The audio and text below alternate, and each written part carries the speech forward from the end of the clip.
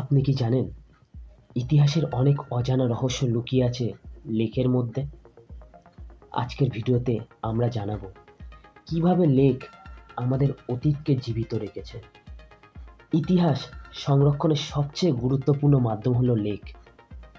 এটি তথ্য সংরক্ষণ, প্রমাণ সংগ্রহ, শিক্ষা ও গবেষণার জন্য অপরিহার্য। লেখ সাধারণত দুই প্রকার: প্রাকৃতিক ও কৃত্রিম।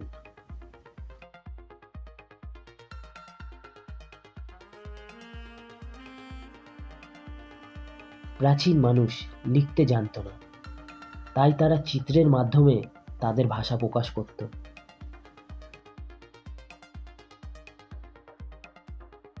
মেসোপটেমীয়রা কাদামাটির ফলকে লিপি লিখে তথ্য সংরক্ষণ করত।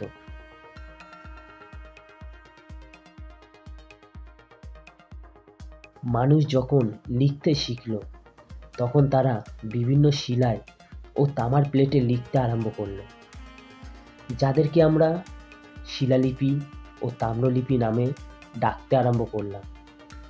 লিপি মানে লেখা। যেহেতু লেখাগুলি শিলায় ও তামার প্লেটের উপরে লেখা হতো, তাই তাদের নাম হলো শিলালিপি ও তাম্রলিপি।